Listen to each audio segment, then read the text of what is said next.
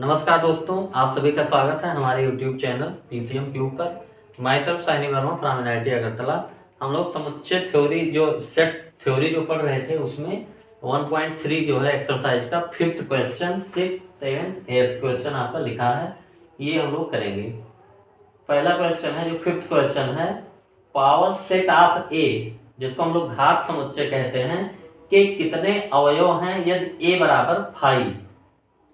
तो हम लोग 5th क्वेश्चन का आंसर करेंगे। घात समुच्चय हम लोग किसको बोलते हैं? किसी भी समुच्चय के सारे उप समुच्चयों को एलिमेंट के रूप में लेके एक समुच्चय बना लिया जाए, उसी को उसका घात समुच्चय बोला जाता है। यानी किसी भी समुच्चय का अगर हमको पावर सेट लिखना हो यानी घात समुच्चय लिखना हो तो हम लोग उस सेट के जितने संभावित उप समुच्चय हैं सबको लिख लेंगे और फिर उन्हीं समुच्चयों को उप समुच्चयों को एलिमेंट के रूप में लेके एक सेट तैयार कर लेंगे, वही क्या होगा? घात समुच्चय होगा। तो a बराबर 5 दिया है, जो अपना सेट a है वो कौन सा सेट है? आपका 5 सेट है। 5 सेट में एक भी एलिमेंट नहीं होता। तो अब 5 सेट का हम लोग उप समुच्चय जब बनाएंगे, उप समुच्चय इसका बनाएंगे 5 सेट का, तो वो केवल क्या होगा? एक 5 यही सेट हो जाएगा, इसके अलावा और कोई उप समुच्चय तो इसका बनेगा नहीं। तो हम लोग जब पावर सेट के कितने अवयव हैं यदि a बराबर 5 तो इसके एक और केवल एक अवयव होंगे। Pa में कितने अवयव होंगे? एक अवयव होंगे। Pa में एक अवयव होगा क्योंकि इसके उप समुच्चय कितने होंगे? एक होंगे। 5 का उप समुच्चय केवल एक ही 5। तो ये क्वेश्चन आपका हो गया 5th पार्ट।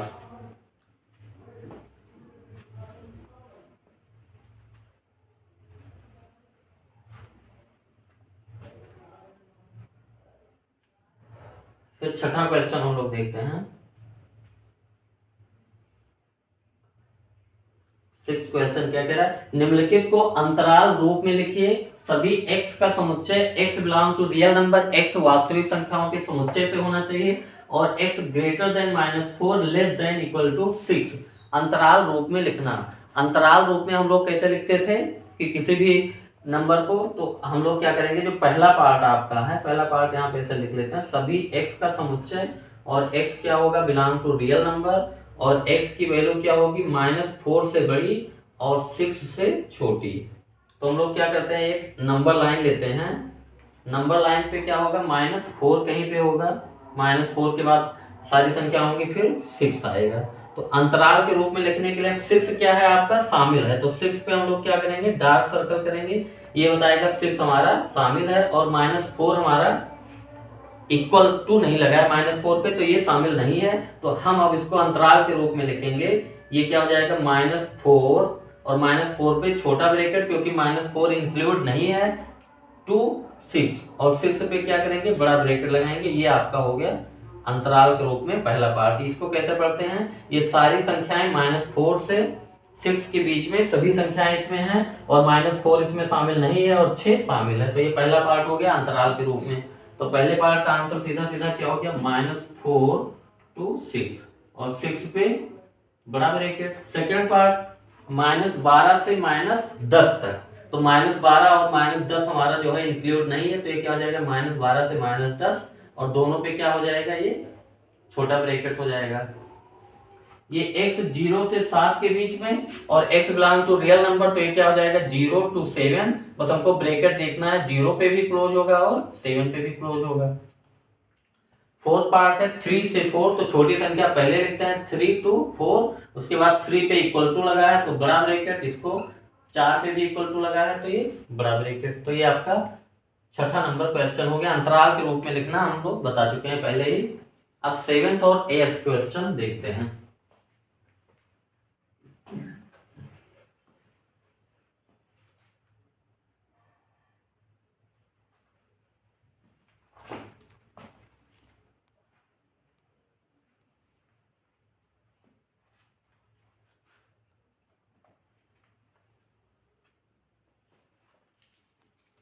सेवेंथ क्वेश्चन क्या कह रहा है? निम्नलिखित अंतरालों को समुच्चय निर्माण रूप में लिखिए।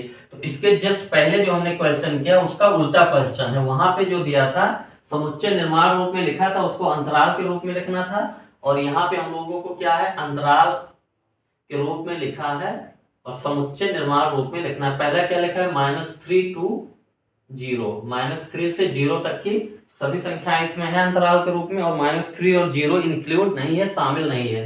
तो हम लोग इसको जो समुच्चय निर्माण रूप में लिखेंगे तो सभी x का समुच्चय, जहां x क्या होगा, बिलोंग टू रियल नंबर, वास्तविक संख्याओं के समुच्चय में से होगा, और x की वैल्यू क्या होगी, -3 से बड़ी होगी और 0 से छोटी होगी, और किसी पर भी बराबर का चिन्ह नहीं होगा क्योंकि छोटा ब्रैकेट लगा है। फर्स्ट पार्ट हो गया आपका। सेकेंड पार्ट 6 to 12 और 6 और 12 दोनों आपके शामिल है, तो इसको समुच्चय निर्माण रूप में लिखेंगे सभी x का समुच्चय, जहां x क्या होगा, वास्तविक संख्याओं के समुच्चय में से होगा, और x की वैल्यू 6 से बड़ी और 12 से छोटी होगी, और 6 और 12 आपका क्या होगा, इंक्लूड होगा क्योंकि उसमें बड़ा ब्रैकेट लगा है। सेकेंड पार्ट हो गया आपका। थर्ड पार्ट 6 पे छोटा ब्रैकेट, 12 पे बड़ा ब्रैकेट, तो इसको अंतराल के रूप में लिखेंगे सभी x का समुच्चय, जहां x क्या है, वास्तविक संख्याओं के समुच्चय से, और x की वैल्यू 6 से बड़ी 12 से छोटी, और 12 पे क्या है, बराबर का चिन्ह, क्योंकि 12 इंक्लूड है, 12 आपका शामिल है। तो ये हो गया। और फिर फोर्थ पार्ट यहीं पे हम लोग कर लेते हैं। चलो फोर्थ पार्ट क्या है, -23 to 5, और -23 इंक्लूड है और 5 पे छोटा, तो ये क्या हो जाएगा, सभी x का समुच्चय जहां x belong to real number, और x की वैल्यू क्या होगी, -23 से बड़ी और 5 से छोटी, और -23 पे बराबर का चिन्ह, क्योंकि -23 आपका क्या है, इंक्लूड है। ये पार्ट खत्म आपका सेवेंथ।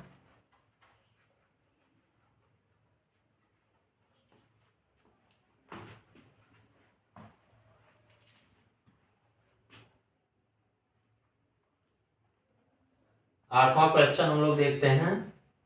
निम्नलिखित में से प्रत्येक के लिए आप कौन सा सार्वत्रिक समुच्चय प्रस्तावित करेंगे। यूनिवर्सल सेट सार्वत्रिक समुच्चय हम लोगों ने डिफाइन किया था कि आप जो है किस पर्टिकुलर एरिया का स्टडी कर रहे हैं, ऐसा सेट डिफाइन करिए कि वो स्टडी करने वाले सारे एलिमेंट आपके उस सेट में हो, वही क्या हो जाता है, आपका यूनिवर्सल सेट हो जाता है।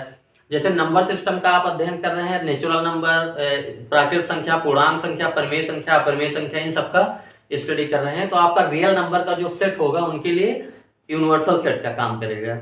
अगर आप जो है आदमियों के बारे में अध्ययन कर रहे हैं, किसी पर्टिकुलर एरिया की जनसंख्या के बारे में कर रहे हैं, बीमारियों के बारे में कर रहे हैं, तो पूरी दुनिया के जो आदमियों का समुच्चय होगा वो आपके लिए यूनिवर्सल सेट का काम करेगा। इसी हिसाब से हम लोग डिफाइन करते हैं।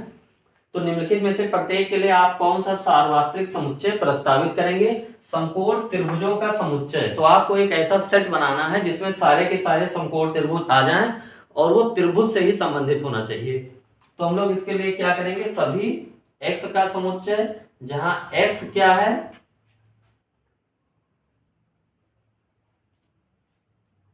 जहां x क्या है, बस एक किसी तल में या एक त्रिभुज है, बस एक त्रिभुज है, तो इसमें क्या हो गया, ये सारे त्रिभुज हो गए, इसमें सारे त्रिभुज इसमें हैं, तो ये यूनिवर्सल सेट इसका हो जाएगा, क्योंकि ये के सारे इसके सारे एलिमेंट इसमें होंगे, इसमें सारे त्रिभुज हैं, और इसमें कुछ पर्टिकुलर त्रिभुज लेंगे हैं, समकोण त्रिभुज, उसी हिसाब से समद्विबाहु त्रिभुज, तो उसके लिए भी यही हम लोग ले लेंगे, जहां x क्या है, एक त्रिभुज है, सभी x का समुच्चय जहां x क्या है, एक त्रिभुज है, तो सारे त्रिभुज इसमें आ गए, तो ये यूनिवर्सल सेट का काम करेगा। एक क्वेश्चन और है, 9th हम लोग अभी तुरंत कर लेते हैं, इसके बाद ये चैप्टर खत्म हो जाएगा। तो 9th क्वेश्चन हम लोग कर लेते हैं अभी।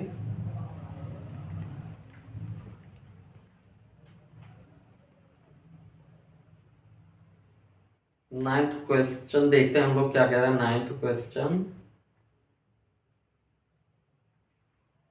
समुच्चय A B C equal to दिया है, इन तीनों समुच्चयों के लिए निम्नलिखित में से कौन से सार्वत्रिक समुच्चय लिए जा सकते हैं। ये भी सार्वत्रिक समुच्चय पे है। तो सार्वत्रिक समुच्चय का मतलब यह है कि जिसका आप स्टडी कर रहे हैं वो सारे उसमें हो, उससे रिलेटेड जो चीजें हैं वो सारे एलिमेंट के रूप में हो, तो वही उसके लिए सार्वत्रिक समुच्चय हो जाता है। अगर किसी आप मान लीजिए समकोण त्रिभुज का अध्ययन कर रहे हैं, तो त्रिभुजों का जो समुच्चय होगा वो उसके लिए सार्वत्रिक समुच्चय का काम करेगा। अगर आप आदमियों के बारे में स्टडी कर रहे हैं, तो पूरी दुनिया के आदमियों का समुच्चय, तो वो सार्वत्रिक समुच्चय हो जाएगा। अगर संख्याओं के बारे में अध्ययन कर रहे हैं, तो पूरी दुनिया के जो है सॉरी, जो रियल नंबर का जो समुच्चय होगा वास्तविक संख्याओं का, वो आपका सार्वत्रिक समुच्चय हो जाएगा। 9th नंबर हम लोग कर लेते हैं जल्दी से। समुच्चय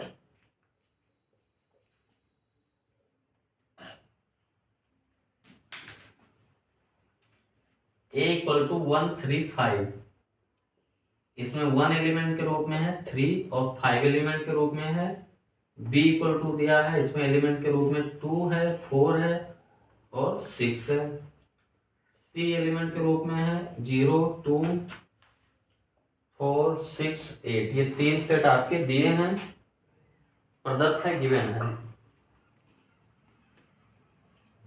प्रदत्त है मतलब दिया है। इन तीनों समुच्चयों के लिए निम्नलिखित में से कौन से, इन तीनों समुच्चयों के लिए,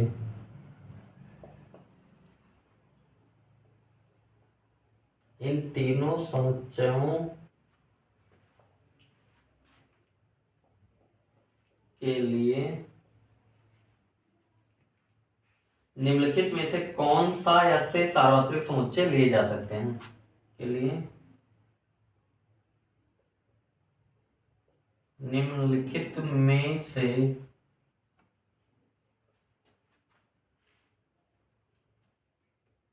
कौन सा या से, अगर एक होगा तो सा, अगर कई होंगे तो से, सार्वत्रिक समुच्चय लिए जा सकते हैं।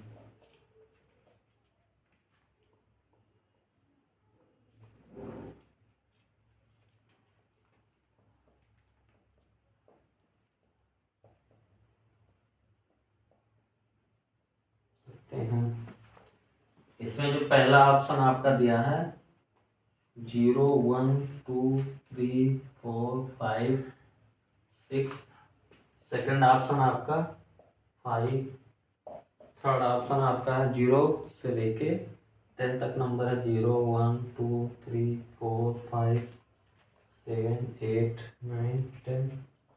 फोर्थ पार्ट आपका है 1, 2, 3, 4, 5, 6, 7, 8, 2, 3, 4, 5, 7, 8। अब हम लोग इस पे आ जाते हैं एकदम बेसिक पे, कि 3 समुच्चय आपके दिए हैं। इन तीनों समुच्चयों के लिए निम्नलिखित में से कौन सा या से सार्वत्रिक समुच्चय लिए जा सकते हैं। आप जो भी सार्वत्रिक समुच्चय लें तो जो तीनों सेट आपके गिवन है वो उसमें एलिमेंट के रूप में होने चाहिए। तो अगर जितने सेट का आप स्टडी करने जा रहे हैं, एक ऐसा सेट बनाइए जिसमें इसके सारे एलिमेंट इन तीनों के हों, तो वही आप ले सकते हैं सार्वत्रिक समुच्चय। पहला वाला हम लोग देखते हैं, इसमें 0, 1, 2, 3, 4, 5, 6 इतने जो है एलिमेंट हैं।